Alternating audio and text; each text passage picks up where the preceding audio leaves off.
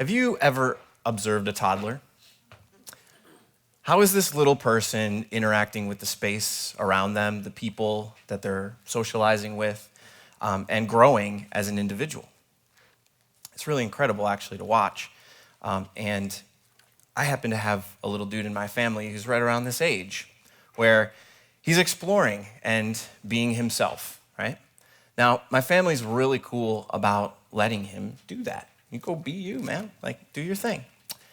And at the same time, there's other adults in this situation that are saying, hey, you got to socialize this kid, because he actually doesn't really do well in big groups yet, maybe not ever, right? So it's like, go, be in this box. This is your box. You got to socialize. He's going to have to learn it eventually, right? And I started to, I'm thinking about this, I'm observing, and I started to myself so go, you know what? Yeah, they're right. You know, he does need to be around other people his age and start to get used to this social construct. And then I did a little self-reflection and said, well, damn, I don't really like big groups of people either, right? So I operate best when I'm able to interact with groups of 1 to 5 people, right? Like really get to know someone, build a relationship, rapport, form a bond, and then do that again in another place with another smaller group of people. Now, from that, we can connect a larger community. I can now make introductions between these smaller groups, and it takes time, but it's worth it to me, and it's the way that I thrive. Now, here I am standing in front of 200 plus people. It goes a little bit against my nature, but I do it. It's something that I'm able to do, and I actually do kind of enjoy, but the reality is that I thrive in a different way. And I'm up here exploring what's possible for me. I'd like you all to explore what's possible, and through workspace. That's what we're going to happen to explain a little bit more of today. I believe that workspace aligned with an individual has the opportunity to make this world a happier place. Now, I've seen this in action. I've heard it from interviews with people, and I've personally experienced this. I'll give you an example. I worked with a group of self-proclaimed introverts to design a space particularly for them. Now, this is what I do from a consulting standpoint. I help create these collaborative spaces.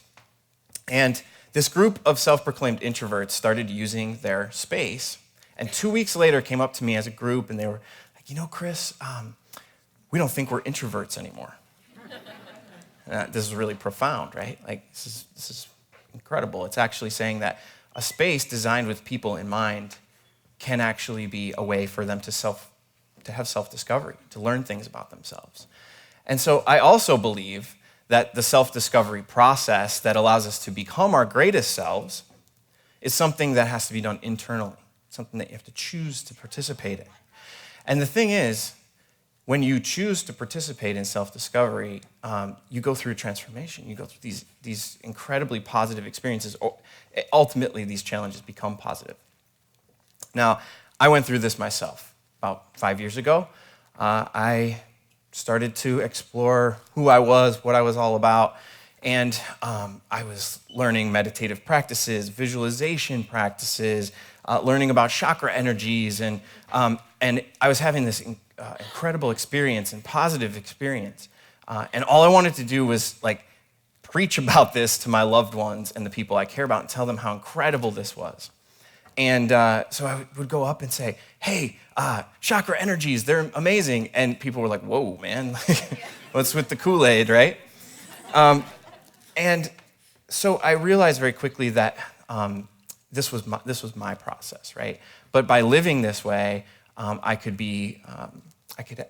actually explore and experience things for myself while influencing others in a positive way, and they could choose to participate. So this all leads to the point that we're at today, which is me saying, hey, experience, be aware, try to explore what's possible for you. Did you know when you live to be 79 years old, and this is the average human lifespan, that 13 of those years you will spend at work or working? Now, when I read this, I was like, yeah, okay, that makes sense. It's like 24% of my life I spend working. It's the next number that started to really kind of grind my gears a little bit.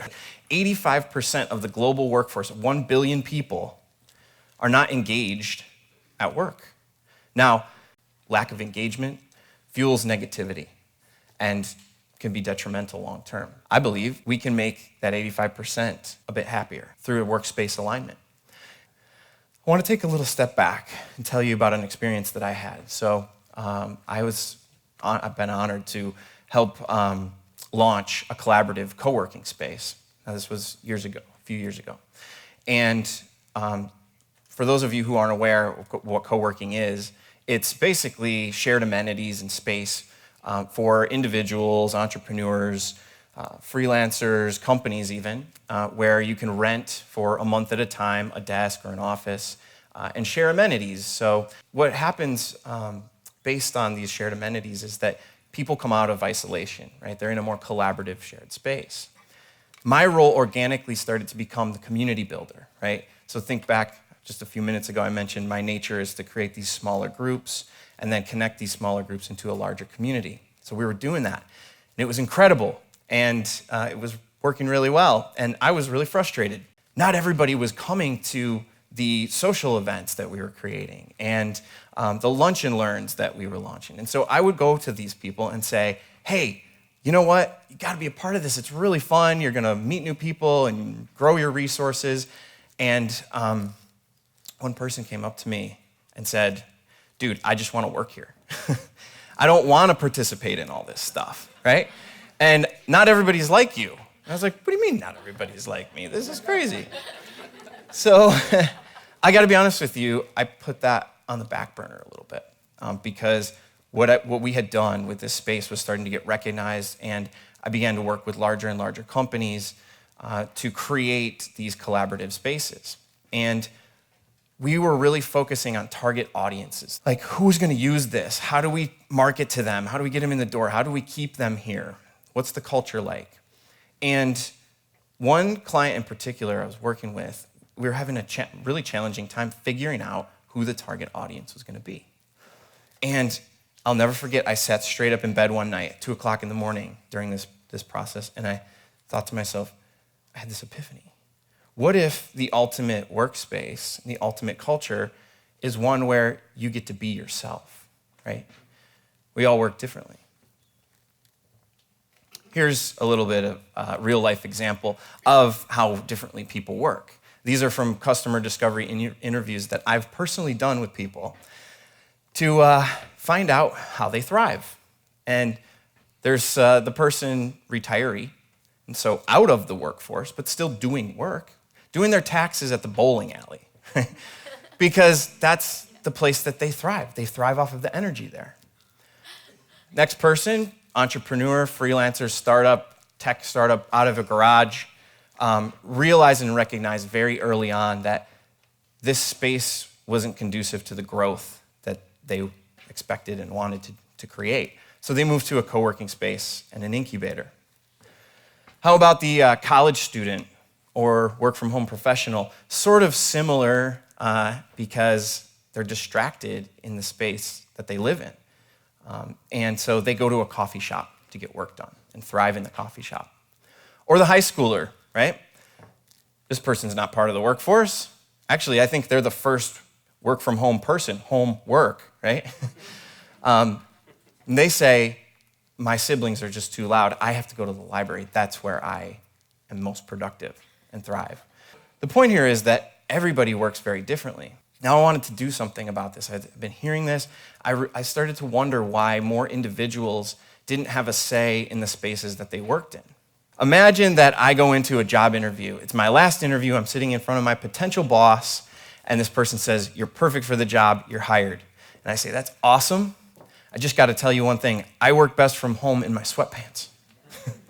Well, either the boss is going to be really cool and let me do that, or they're going to say, you know what? We have offices. Here's your box. That's where you fit, right? Kind of like the toddler I was talking about earlier. Socialize that kid. Get him in a box. He's going to have to be there eventually. So my question is why?